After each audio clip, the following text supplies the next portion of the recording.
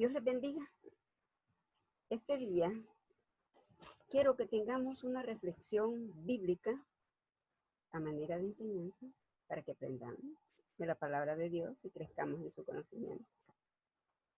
Vamos a tener un pasaje allá en la primera carta de Pedro y vamos a leer en el capítulo 1, versículos del 17 al 21. Y quiero que leamos así. Dice la palabra de Dios en el nombre del Padre, del Hijo y del Espíritu Santo. Y si invocáis por Padre a aquel que sin acepción de personas juzga según la obra de cada uno, conducíos en temor todo el tiempo de vuestra peregrinación, sabiendo que fuiste rescatados de vuestra vana manera de vivir, la cual recibiste de vuestros padres, no con cosas corruptibles como oro o plata, sino con la sangre preciosa de Cristo, como de un cordero sin mancha y sin contaminación, ya destinado desde antes de la fundación del mundo, pero manifestado en los postreros tiempos por amor de vosotros, y mediante el cual creéis en Dios, quien le resucitó de los muertos y le ha dado gloria, para que vuestra fe y esperanza sean en Dios. Padre, gracias por tu palabra. Te pido, mi Dios, que nos ayudes a entender. Abre nuestra mente y nuestro corazón para atesorarla. En el nombre de Jesús.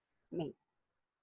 Bien, vamos a ponerle como título: Caminemos en esta vida terrenal con temor. ¿Y de qué vamos a hablar ahora? Veamos. Cuando mencionamos nosotros la palabra temor, inmediatamente viene a nuestra mente la idea de alguien malo, de alguien que tiene mal genio, de alguien violento. Y entonces nosotros tenemos temor. El concepto de temor a Dios es un tanto diferente. Se refiere al respeto reverente que debemos tener a nuestro Hacedor. Sin embargo, en ciertas circunstancias, el temor lleva idea de un posible castigo. Los 5 versículos que ahora vamos a ver en nuestro texto que acabamos de leer giran alrededor de este mandato específico.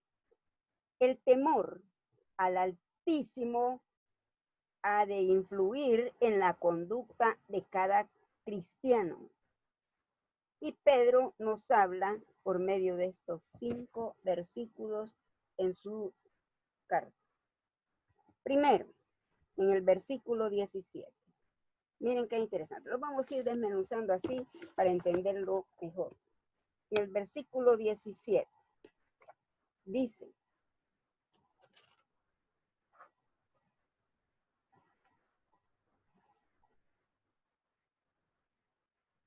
y si invocáis por Padre a aquel que sin acepción de personas juzga según la obra de cada uno, conducíos en temor todo el tiempo de vuestra peregrinación.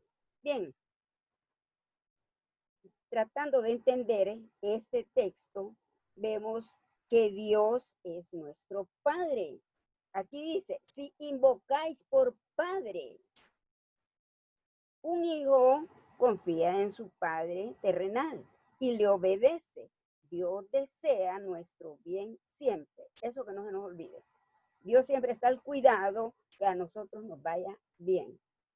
También, ahí en ese versículo vemos que Dios, además de que es nuestro Padre, porque le invocamos, Dios será nuestro juez.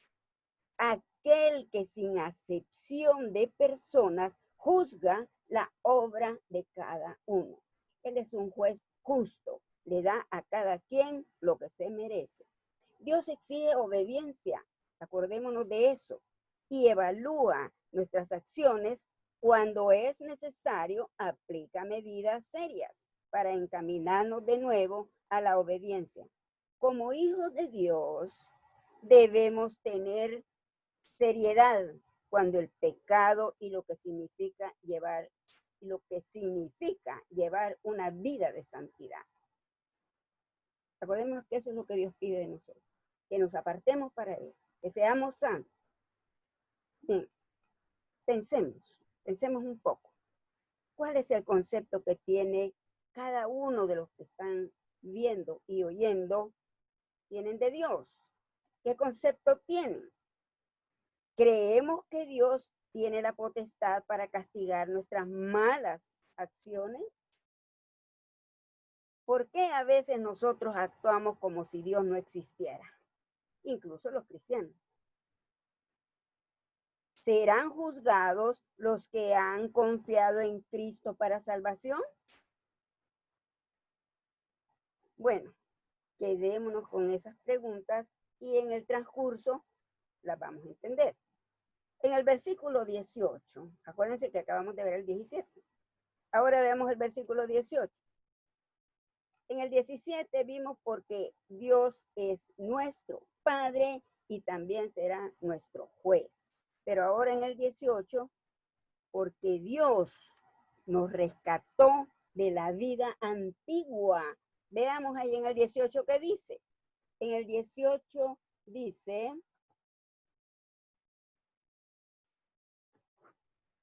sabiendo que fuisteis rescatados de vuestra vana manera de vivir, la cual recibiste de vuestros padres, no con cosas corruptibles como oro o plata. Bien, veamos qué pasa en ese versículo 18. Dios nos rescató de una vida vana que no nos conducía a un destino bueno y saludable. Nos salvó de una existencia inútil y del mundo para hacernos ciudadanos del cielo. Qué interesante. ¿Y a cuenta de qué?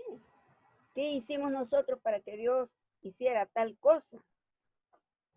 Bien, Dios nos ama, Dios nos rescata y por esa razón es el temor. Vamos a tener temor a Dios porque Él es nuestro Padre y será nuestro juez. Hay una cosa bien importante que la dijimos al principio. El temor no es miedo, no es pánico. El temor es respeto reverente a Dios.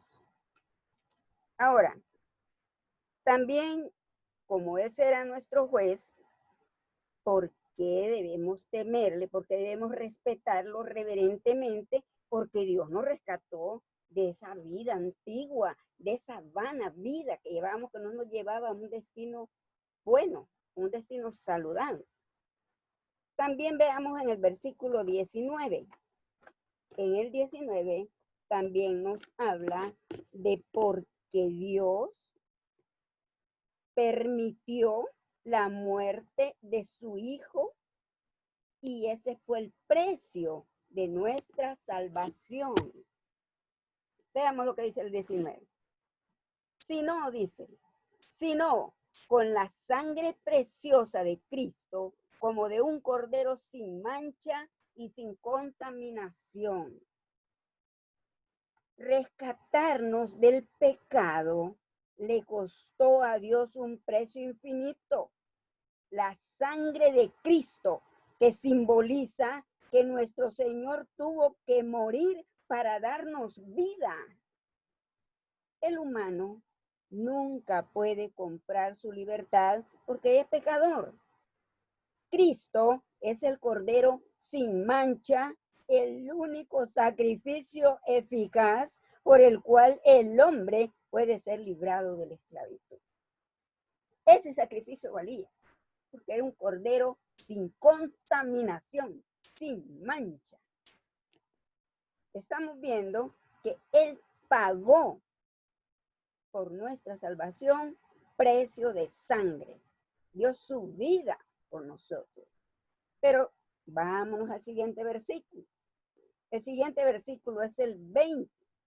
También Dios diseñó la salvación desde la eternidad. Y veamos, en el versículo 20 nos dice, ya destinado desde antes de la fundación del mundo, pero manifestado en los postreros tiempos por amor de vosotros. En este caso, por amor de nosotros. Estamos viendo ahí en el 20 que Dios determinó en la eternidad, Él es eterno, en la eternidad, cuando Él comenzó allá en el principio, determinó en la eternidad que su Hijo viniera a pagar el precio de nuestra salvación. Dios nos amó desde antes de la fundación del mundo. Su salvación no es obra de la casualidad. Dios la preparó de antemano por el gran amor que nos tiene a cada uno de nosotros. Dios nos ama y lo demuestra a cada momento, en cada detalle de nuestra vida, de la tuya que estás viendo. Dios te ama y te lo está mostrando. No es casualidad que estés viendo esto. Dios lo ha permitido con un propósito en tu vida, porque tiene control de todo. Pero veamos allá en el versículo 21. En el 21 dice, ¿por qué le debemos temer? ¿Por qué le debemos respetar reverentemente? Porque la salvación fue autenticada por Dios. Fue sellada, fue firmada por Dios. Y veamos en el versículo 21. En el 21 nos dice, y mediante el cual creéis en Dios, quien le resucitó de los muertos y le ha dado gloria para que vuestra fe y esperanza sean en Dios. Bien. Dios da una salvación autenticada, sellada de parte de Él por medio del Hijo. Y aquí dice, Dios autenticó la salvación por medio de dos evidencias. Veamos uno. Primero, el único en la historia, el que cambió, el que partió la historia antes y después de Cristo, resucitó a Cristo de la muerte física. ¿Quién lo ha hecho hasta hoy? ¿Quién? Lo resucitó para que vieran que la muerte no podía, con el Hijo de Dios. Él es las primicias de los que resucitaremos un día. Los creyentes resucitaremos como lo hizo Cristo. Los que somos hijos de Dios, los que creemos en Dios por medio de Jesucristo, que es el único camino que nos lleva a Dios, resucitaremos con Él. Esa es una evidencia. La otra es que Dios glorificó a Jesucristo. Cristo glorificado muestra que nuestra salvación es una realidad. Viene a mi mente cuando estaba el martirio de Esteban. Él dice que vio los cielos, cuando estaba muriendo, vio los cielos abiertos y al Hijo de Dios sentado a la diestra del Padre. Lo vio, sabía que para allá iba. Ahí está Dios. Nosotros no vamos a adorar a un Dios, a un Cristo muriente, a un Cristo que lo han coronado con espinas, que le sale sangre, que lo tienen colgado en una pared. No, nosotros adoramos al Cristo vivo y a Él servimos. Él vive. Él resucitó, ascendió y está sentado a la diestra del Padre. Él vive. Él no es un Jesucristo muerto que lo llevan en santo entierro. No, Él está vivo. Ahora, pensemos, ¿cómo podemos enseñar nosotros a nuestra gente a tener un temor, un respeto reverente a Dios? ¿Cómo podríamos? Pensemos, dando ejemplo. Ese sería uno. ¿Qué pasa? Nuestra gente sigue lo que hace el mayor. Los cristianos Confiamos en Dios porque Jesucristo nos salvó por su muerte en la cruz. Nos rescató del pecado y de la vida inútil que llevábamos. Todo esto es seguro y ha sido comprobado. Por ello vivimos cada día para agradar a nuestro Creador, a nuestro Padre. Dios bendito está con los ojos puestos en cada uno de sus hijos, los que creemos en Él, los que aceptamos a Jesucristo, los que tomamos de modelo a Jesucristo. Él ve que vamos en obediencia. No somos perfectos, somos perdonados. El mismo Señor decía, no te pido que los quites del mundo, sino que los guardes del mal. Estamos en el mundo, estamos expuestos a caer, pero si 7 veces caemos, 7 veces nos levantamos. No nos quedamos ahí. Es importante que pensemos nosotros que temor en cómo lo estamos usando en este pasaje es un respeto. No es miedo, no es pánico, no es ver algo malo, no es ver a alguien que nos viene a hacer mal, no, es un respeto. Es como cuando el empleado está perdiendo su tiempo y de repente llega el jefe. Inmediatamente buscan entrar por respeto. Un respeto que estoy poniendo de ilustración que no vale la pena, porque la reverencia a Dios debe ser más genuina, de corazón, no solo para que me vean. Es importante que pensemos por qué debemos nosotros ese respeto reverente a Dios. Porque Él es nuestro Padre y será nuestro juez. 1. 2. Porque Dios nos rescató de la vida mala, de la vida antigua que llevábamos llena de pecado. 3. Porque la muerte del Hijo de Dios fue el precio por nuestra salvación. 4. Porque Dios diseñó la salvación desde la eternidad. Y 5. Porque la salvación nuestra es autenticada por Dios. Dios habla. Dios nos ama. Cada día que nosotros tomamos su palabra, está hablando a nosotros. Debemos acariciar esa palabra, saborearla, como decía el salmista, que era una delicia su paladar, más dulce que la miel. Así es la palabra bendita de Dios. Que Dios nos siga bendiciendo.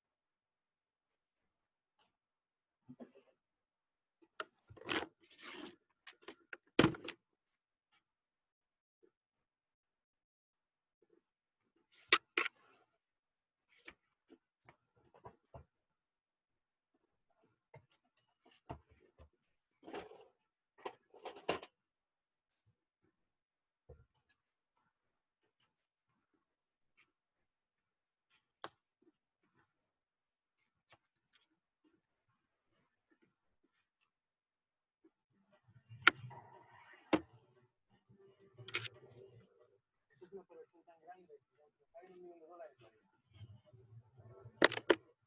qué es su problema. ¿Por qué le cuesta tanto dormirse conmigo?